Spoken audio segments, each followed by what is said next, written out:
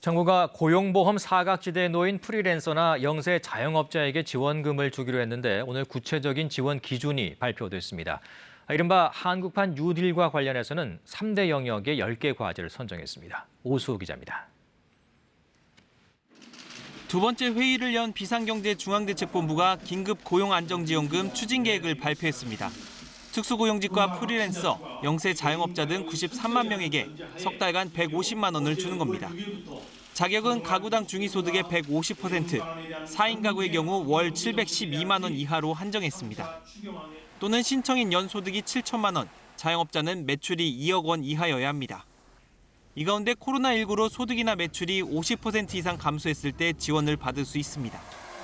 중위소득의 100%, 4인 가구 기준 월 475만 원 이하거나 연소득 5천만 원, 연매출 1억 5천만 원 이하면 소득이나 매출이 25% 이상 감소했을 때 지원 대상입니다. 지난 월요일 9,400억 원의 예비비 지출을 결정한 바 있으며 나머지 소요는 3차 추경안에 반영하여 확보할 계획입니다. 한국판 뉴딜의 3대 방향도 제시했습니다. 디지털 인프라 구축, 비대면 산업 육성, SOC 디지털화를 꼽았습니다. 이 세 가지 틀 안에서 10대 과제도 선정했습니다. 금융과 의료 등 국민들이 밀접한 분야에서 데이터를 수집해 활용하고 5G와 AI 산업 기반 확충, 비대면 의료 등을 꼽았습니다. 전 국민이 체감할 수 있는 성과 창출을 위해서 대규모 혁신 프로젝트를 과감하고 속도감 있게 추진할 계획입니다. 정부는 다음 달 초 이 같은 한국판 뉴딜의 구체적인 방안을 확정해 발표할 계획입니다. KBS 뉴스 오수호입니다. 코로나19 여파로 국제선 운항을 대거 중단했던 대한항공이 다음 달 미주와 동남아 등 일부 노선 운항을 재개합니다. 대한항공은 다음 달 1일부터 전체 110개 국제선 노선 가운데 32개 노선에 대해 주간 146회 운항할 예정이라고 홈페이지에 공지했습니다. 이는 평상시 국제선 좌석 공급량의 20% 수준입니다. 이에 따라 미국 워싱턴 시애틀과 캐나다 밴쿠버, 토론토 노선이 중단 50일 만에 운항을 재개하고 샌프란시스코와 애틀랜타, 시카고 노선은 운항 횟수를 늘립니다. 또 유럽의 암스테르담과 프랑크푸르트 노선이 운항을 재개하고 동남아의 하노이와 싱가포르, 쿠알라룸푸르 노선에도 다시 비행기를 띄우기로 했습니다. 21대 국회에서 슈퍼 여당 민주당을 이끌 첫 원내대표로 김태년 의원이 선출됐습니다. 김 의원은 통합의 리더십으로 코로나19 위기 극복에 집중하겠다고 밝혔습니다. 조지현 기자의 보도입니다. 177석 슈퍼 여당을 이끌 21대 국회 첫 원내대표로 김태년 의원이 선출됐습니다.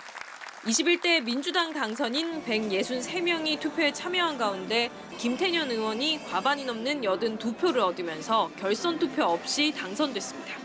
전해철 의원은 72표, 정성호 의원은 9표를 받았습니다. 21대 국회에서 4선이 되는 김태년 의원은 친문 인사이자 이해찬 대표 체제의 당권파로 분류됩니다. 김 의원은 정책위 의장 경험을 바탕으로 일하는 원내대표로 성과를 내겠다는 포부를 밝혔습니다.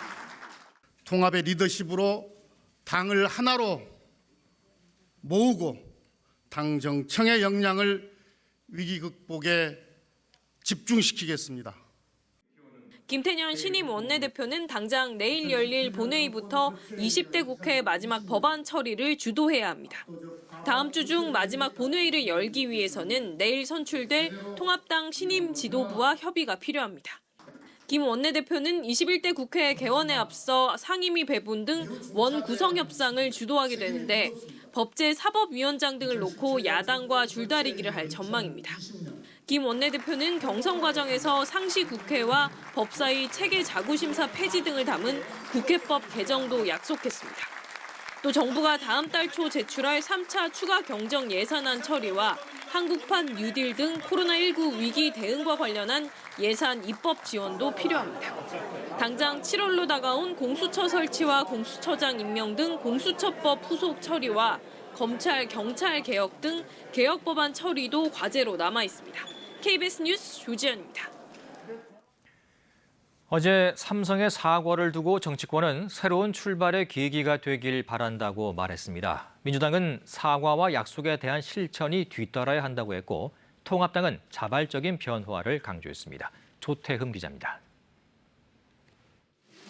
더불어민주당은 삼성의 사과가 노동 존중 사회로 가는 첫 출발과 일치해야 한다고 했습니다.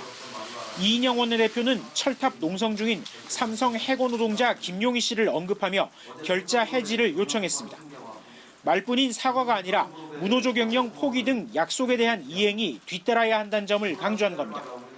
민주당 박용진 의원은 어떤 책임을 질 것인지가 빠진 알맹이 없는 사과라 했고, 이용우 당선인은 경영권 이양 권한은 주주에게 있다고 세습 포기 선언을 꼬집었습니다. 미래통합당은 삼성이 사과에 그치지 않고 실질적인 변화와 실천으로 이어져야 한다고 밝혔습니다. 기업 비중에 걸맞은 책임과 준법 정신은 필수라고 지적했습니다. 다만 변화는 기업 스스로 추구해야지 부당한 압박이나 강압적 여론몰이에 의해 이루어져선 안 된다고 했습니다. 기업의 이윤 추구와 사회적 책임은 자율적으로 조화시켜 나갈 수 있도록 해야 한다는 겁니다. 정의당 심상정 대표는 사과를 앞세워 법적 책임을 회피하려는 것 아니냐고 했습니다. 잘못에 대해선 법대로 처벌하고 사과의 내용은 이사회 개혁과 해고자 복직 등 당장의 실천으로 구체화해야 한다고 강조했습니다. 국민의당도 사과와 별개로 응분의 도덕적, 법률적 책임은 져야 한다고 밝혔습니다. KBS 뉴스 조태현입니다. 이재용 삼성전자 부회장의 대국민 사과와 관련해 이 부회장의 감형을 위한 전략일 뿐이라는 비판이 제기됐습니다. 경제개혁연대는 오늘 논평을 통해 이번 사과에서 진정성을 찾아보기 어렵고 내용이 모호하며 법적으로 책임질 약속을 하나도 하지 않았다며 이같이 지적했습니다. 특히 2008년 특검 당시 삼성이 경영 쇄신안을 발표하면서 차명 재산에 대한 사회 공헌을 약속했지만 지켜지지 않았다는 점에서 이번 약속도 신뢰하기 어렵다고 했습니다. 다만 무노조 경영 포기 선언에 대해서는 긍정적인 면도 있다면서 약속이 지켜지기 바란다고 덧붙였습니다. 최근에는 국세청이 부동산 거래 과정에서 세금 탈루 혐의가 있는 500여 명을 대상으로 세무조사에 착수합니다. 자금 출처가 불분명하거나 편법 증여 혐의가 있는 고가주택 취득자 등이 포함됐습니다. 장덕수 기자입니다. 부동산 세금 탈루와 관련한 국세청의 이번 세무조사 대상자는 모두 517명입니다. 1차 257명, 2차 361명보다 크게 는 것으로 국세청은 서울뿐 아니라 전체 투기 과열지구 31개 지역 전체를 조사했기 때문이라고 설명했습니다. 국토교통부를 비롯한 관계기관 합동조사 자료를 토대로 279명이 선정됐고 나머지는 국세청의 자체 자료 분석을 통해 선정됐습니다. 자금 출처가 불분명한 고가주택 취득자와 고액 전세입자가 146명, 편법 증여 혐의가 있는 다주택 보유 미성년자와 자산가 등이 60명, 보유세 규제를 피하기 위해 설립한 부동산 법인 등이 32명입니다. 국세청은 특히 앞선 1, 2차 조사와 마찬가지로 차입을 가장한 편법 증여 여부를 집중 조사할 계획입니다. 또 자녀 등에게 아파트를 시가 대비 낮은 가격으로 양도하거나 본인이 주주 또는 대표인 법인에 높은 가격으로 양도하는 사례 등도 면밀히 조사할 방침입니다. 금융추적 조사를 통해 자산 취득 자금의 원천과 흐름을 파악하면서 필요시 영위사업체는 물론 자금을 차입한 친인척과 관련 법인까지 조사 범위를 확대하여 면밀히 점검할 계획입니다. 국세청은 올해 3월 13일 이후 계약부터는 자금 조달 계획서 제출 대상이 확대돼 탈세 의심 자료가 증가할 것으로 예상된다며 관계기관에서 통보되는 자료를 전수 심층 분석해 탈루 혐의자는 철저히 검증하겠다고 강조했습니다. KBS 뉴스 장덕수입니다. 불법 성착취 동영상을 제작 유포한 이른바 박사방 등 텔레그램을 이용한 디지털 성범죄 수사와 관련해 경찰이 지금까지 430명을 붙잡았고 70명을 구속했습니다. 경찰청 특별수사본부는 피의자 중 20대가 173명으로 가장 많고 10대 134명, 30대 90명, 40대 25명 등이라고 오늘 오전 브리핑에서 밝혔습니다. 피해자는 289명으로 경찰이 신원을 확인한 233명 중 10대가 127명으로 가장 많고 20대, 30대 순이었습니다. 경찰은 지금까지 517건의 디지털 성범죄 사건을 수사해 이 중 62건은 검찰에 송치했고 나머지 455건의 수사 중이라고 밝혔습니다. 집단 성폭행과 불법 촬영 유포 혐의로 기소된 가수 정준영 씨의 항소심 선고가 연기됐습니다. 서울고등법원 형사 12부는 오늘로 예정됐던 정 씨 등의 특수 준강간 등 사건 항소심 선고를 닷새 뒤인 오는 12일로 연기했습니다. 재판부는 오늘 재판에서 피고인 최종훈과 김모 씨가 합의서를 제출했고 피고인 정중영과 권모 씨는 피해자와의 합의를 위해 선고 연기 신청을 했다며 선고를 연기할 사정이 있다고 밝혔습니다. 인도 남부에 있는 LG화학 관련 공장 인근에서 주민 6명이 가스에 중독돼 숨졌습니다. 현지 매체들은 인도 남부 안드라프라데시주 비사카파트남의 LG 폴리머스 인디아 공장 인근 주민 6명이 오늘 공장에서 누출된 것으로 추정되는 유독가스에 노출돼 숨졌다고 보도했습니다. 또 주민 1,000명 이상이 호흡 곤란 등의 이상 증상을 느꼈다고 현지 구조당국 관계자는 전했습니다. LG화학은 공장의 가스 누출은 통제된 상태며 치료가 신속하게 될 수 있도록 모든 조치를 강구하고 있다고 밝혔습니다.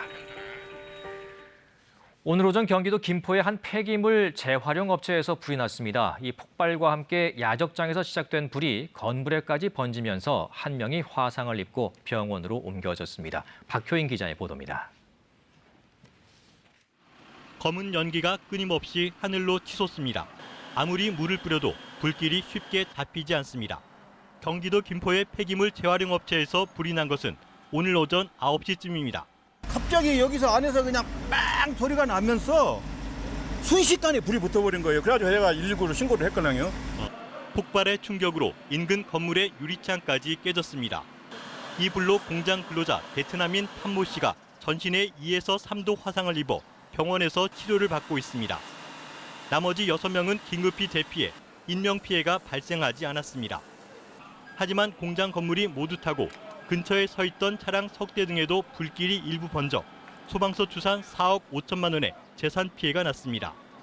소방당국은 프린터나 복사기에 사용했던 팩 카트리지를 분쇄하다 분진이 폭발한 것으로 보고 있습니다. 팩 카트리지라고 해서요. 거기 분진에 의해서 열이 받아가지고 폭발했다고 지금 파악이 되고 있거든요. 저 안에서 탄색을 이렇게 파쇄하다 보면 쇠와 새끼를 부딪히다 보니까 스파크 생기는 거에 의해서 분진이 폭발을 해요. 특히 화재가 난 공장 근처에도 다른 공장들이 있어 소방당국은 불길이 번지는 것을 막기 위해 안간힘을 써야 했습니다. 불이 주변으로 크게 번지진 않았지만 야적장에 쌓인 가연성 물질에 불이 붙으면서 화재 진화에 어려움을 겪었습니다. 소방당국은 불이 난 지 5시간 만에 초기 진화를 마치고 현재 잔불 정리를 하고 있습니다. KBS 뉴스 박효인입니다. 전국에서 해마다 3만여 명이 급성 심정지로 숨지는데요. 이 구조를 위한 골든타임이 4분에 불과해서 신속한 초기 대응이 무엇보다 중요합니다. 이 심폐소생술 교육과 자동 심장 충격기의 중요성을 윤희정 기자가 취재했습니다. 대구 달성군의 한 아파트. 심정지로 쓰러진 30대 남성이 이송됩니다. 119 대원들이 도착하기 전 아파트 경비원이 자동 심장 충격기로 신속히 조치한 덕분에 이 남성은 목숨을 구할 수 있었습니다. 구급 대원님들보다 먼저 저희 관리사무소에서 먼저 와서 제세동기를 작동을 시켜줬다고 얘기를 들었거든요. 그분들이 없었으면 좀 더 무호흡이 더 길게 갔었으면 제 몸이 어떤 문제가 더 생겼을지도 알 수도 없는 거고. 심정지 환자의 구조 골든타임은 불과 4분. 병원으로 이송되기 전 심폐소생술 등으로 초기 대응해야 생존율을 2배 높일 수 있습니다. 특히 자동 심장 충격기를 사용하면 생존율은 6배나 높아집니다. 자동 심장 충격기입니다. 저도 간단히 교육을 받아봤는데요. 패드 부착 위치를 확인하여 부착하십시오. 이렇게 안내 문구가 나와 누구나 쉽게 따라할 수 있습니다. 전국에서 급성 심정지로 사망하는 사람은 연간 3만여 명. 이 가운데 80%는 초기 대응을 받지 못해 숨졌습니다. 갑작스러운 심정지 환자의 생존율 그리고 이런 분들이 신경학적 예후가 좋게 하기 위해서는 자동 심장 충격기의 사용률을 더 높이는 것이 필요합니다. 전국 대형 아파트 단지와 공공시설 등에 설치된 자동 심장 충격기 5만여 대의 사용률은 현재 1%에도 못 미칩니다. KBS 뉴스 윤희정입니다. 한국과 중국이 합의한 기업인 입국 절차 간소화 방안인 신속 통로에 따라 중국에 입국한 우리 기업인들이 내일부터 본격 업무를 수행합니다. 외교부 고위 당국자는 오늘 기자들을 만나 LG 출장단 250여 명이 지난 3일 중국 난징을 방문했다고 밝혔습니다. 출장단은 중국 입국 뒤 지정된 호텔에 격리돼 코로나19 진단검사를 받았으며 내일부터는 공장을 방문해 본격적인 업무를 수행합니다. 한국과 중국이 원래 14일간이었던 격리 조치를 완화해주는 등 기업인들의 입국 절차를 간소화하는 신속 통로 제도화에 합의한 뒤 첫 사례입니다. 미 폼페이오 국무장관이 코로나19의 중국 우한 연구소 유래설과 관련해 상당한 증거가 있다고 말했습니다. 세계보건기구는 코로나19 기원을 조사하기 위해 중국의 전문가들을 보내는 방안을 논의 중이라고 밝혔습니다. 뉴욕에서 김철우 특파원입니다. 확실성을 갖고 있지 않지만 중국 우한 연구실에서 왔다는 상당한 증거가 있다. 폼페이오 미 국무장관이 언론 브리핑에서 코로나19의 기원과 관련해 이같이 밝히며 중국을 또다시 압박했습니다. We don't have certainty, and there is significant evidence that this came from the laboratory. 지난 3일 거대한 증거가 있다고 발언했던 것에 비해 수위 조절을 했지만 중국에 책임이 있다는 주장을 굽히지 않았습니다. 폼페이오 장관은 중국이 코로나19와 관련해 보다 투명했다면 전 세계 수십만 명의 죽음을 막을 수 있었을 것이라고 강조했습니다. 그런데 중국이 정보 공유를 거부하고 있다며 코로나19가 어느 곳에서 시작됐는지 계속 파악 중이라고 말했습니다. The American people remain at risk because we do not know. To your point, we don't have certainty about whether it began in the lab or whether it began someplace else. 이와 관련해 세계보건기구 WHO는 코로나19 기원을 조사할 전문가팀을 중국에 파견하기 위한 논의가 진행 중이라고 밝혔습니다. 미중 간 갈등이 오는 18일부터 열리는 WHO 총회에서 타이완의 재참여 문제로 더욱 격화될 것이란 관측도 나왔습니다. 타이완은 2016년부터 중국 반대로 WHO 총회에 참석하지 못했습니다. 미국은 올해 타이완 초청을 요청했고 중국은 이에 반발하고 있습니다.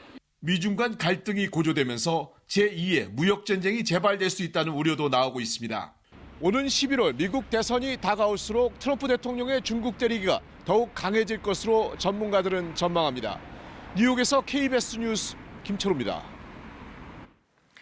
이번 주말까지 미국 50개 주 가운데 43개 주가 부분적으로 경제 정상화에 착수한다고 CNN 방송이 보도했습니다.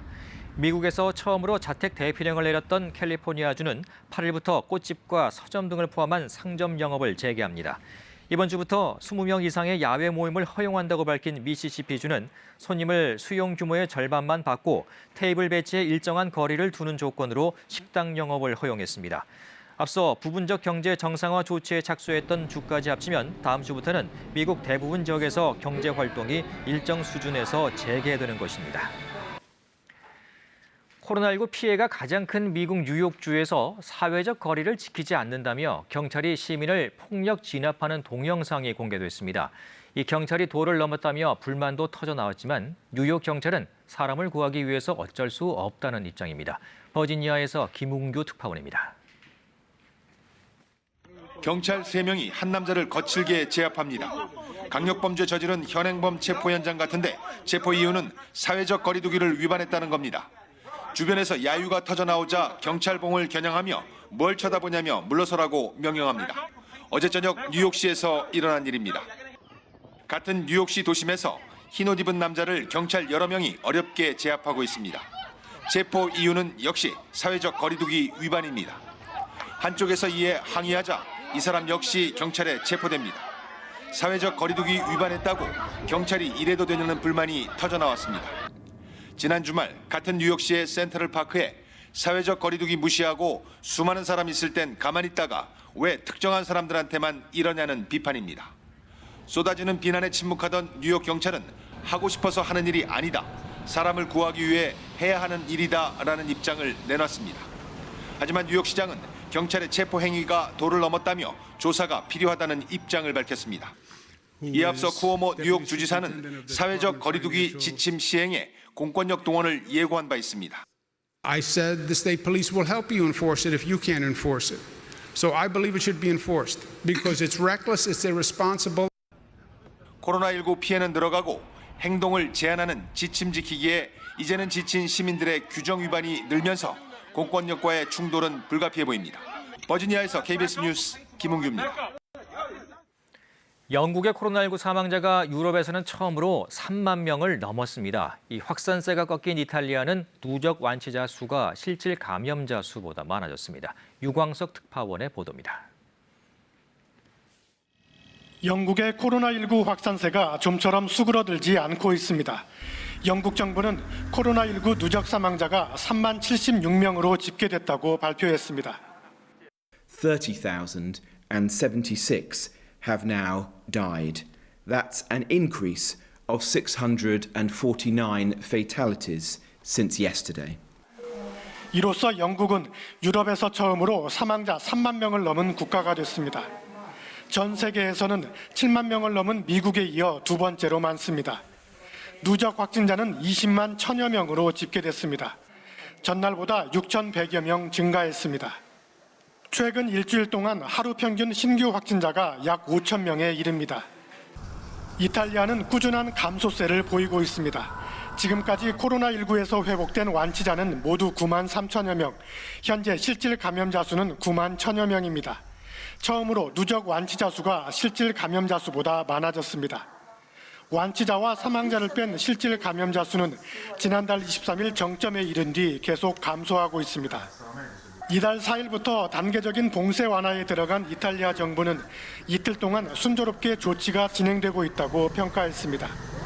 주세페 콘테 총리는 코로나19 상황이 양호한 지역에선 당초 일정보다 앞당겨 일반 상점과 음식점 등의 영업을 재개할 수 있다고 밝혔습니다. 베를린에서 KBS 뉴스 유광석입니다. 집안의 냄새를 잡는다며 향초를 사용하는 가구가 늘고 있는데요. 덩달아 이로 인한 화재 사고도 증가하고 있습니다. 이정 기자가 보도합니다. 아파트에서 시뻘건 불길이 치솟고 검은 연기가 피어오릅니다. 라면 냄새를 없애려고 피워둔 향초가 넘어지면서 단불해 두 형제가 목숨을 잃었습니다. 지난달 30일에는 초를 켜놓고 자다 일어난 주택 화재로 2,500만 원의 피해가 났습니다. 향초 등 초를 사용하는 가정이 늘면서 화재 피해도 덩달아 증가하고 있습니다. 전국에서 일어나는 향초 등 촛불 화재는 한 해 평균 280여 건. 해마다 평균 3명이 목숨을 잃었고 30명 넘게 다쳤습니다. 재산 피해도 15억 원에 달합니다. 원인은 대부분이 사용자 부주의였습니다. 초에 있는 파라핀 성분이 기름이라 자칫 방심했다간 큰 화를 당할 수 있습니다. 촛불은 벌써 산소, 그다음에 가연물, 파라핀이라는 가연물, 그다음에 점화원이라는 불이 붙어 있는 상태입니다. 다른 가연물을 만난다면은 바로 큰 대형사고가 일어날 수 있기 때문에 생활 속 안전수칙을 꼼꼼하게 지키는 것이 무엇보다 중요합니다. 오래된 초 같은 경우는 5mm 정도로 이렇게 잘라서 사용하시는 게 불꽃이 불필요하게 커지는 걸 막을 수 있습니다. 받침대는 불연자리를 사용하는 게 가장 좋습니다. 불이 났을 때는 담요 등을 덮어 산소를 차단해야 합니다. 한순간의 작은 불씨가 자칫 큰 인명피해로 이어지지 않도록 사용자의 각별한 주의가 요구됩니다. KBS 뉴스 이정입니다. 건조한 날씨가 계속되면서 산불 위험성도 커지고 있죠. 하지만 세계 자연유산인 한라산에서조차 단속을 피한 흡연이 끊이지 않고 있습니다. 안서연 기자입니다. 세계 자연유산인 한라산. 탐방로 주차장에서 한 남성이 담배를 꺼내뭅니다. 취재진이 다가서자 다급하게 담배꽁초를 끕니다. 한라산에서 담배 피면 안 되는 거 혹시 모르세요? 모릅니다. 저기 많이 써 있잖아요. 흡연 금지라고. 여기 처음 와보니까. 탐방로 입구에 놓인 평상에서 버젓이 담배를 피우는 또 다른 탐방객. 담뱃재를 그대로 풀밭에 털어내기도 합니다. 흡연 금지 현수막이 내걸려 있는데요. 현수막이 무색할 정도로 이곳 곳곳에선 버려진 담배꽁초를 쉽게 발견할 수 있습니다. 2017년 48건이던 한라산 흡연 적발 건수는 지난해엔 117건으로 크게 늘었고 올 들어서도 16건이 적발됐습니다. 단속하시는 분들이 오는데도 불구하고 도망가시는 분도 있고 담배 이제 핀 적 없다. 심히 떼시는 분들도 있더라고요. 한라산 국립공원은 금연구역으로 적발되면 최대 30만 원까지 과태료가 부과됩니다. 하지만 단속의 눈길을 피해 흡연은 끊이지 않고 있습니다. CCTV가 안 보이는 곳, 예를 들어 가지고 그 차량 뒤에 이렇게 버스 뒤에나 이런데 안 보이는 곳에 흡연자들이 몰래 피워서 적발된 경우가 8년 전 한라산 사제비 오름에서 산림 2헥타르를 태운 화재의 원인도 탐방객이 버린 담배꽁초였습니다. KBS 뉴스 안서연입니다. 내일 저녁에 서해안을 시작으로 밤부터 전국에 비가 내리겠습니다. 모레까지 많은 양의 비가 예상되는데요. 특히 모레 새벽부터 오후 사이에는 국지적으로 강한 비가 쏟아지는 곳이 있겠고 바람도 강하게 불겠습니다. 날씨로 인한 피해 없도록 대비를 미리 하시는 것이 좋겠습니다. 내일 아침 기온은 오늘과 비슷하겠습니다. 낮 기온은 대부분 25도 안팎에 머물면서 내일까지는 좀 덥겠습니다. 바다의 물결은 전해상에서 높게 일겠습니다. 비는 모레 오후에 충남 지역을 시작으로 차차 그치겠지만 중부와 호남은 일요일까지 비가 오는 곳이 있겠습니다. 기상정보였습니다. 코로나19 통합 뉴스룸은 7시 뉴스에서 이어집니다. 시청해주신 여러분 고맙습니다.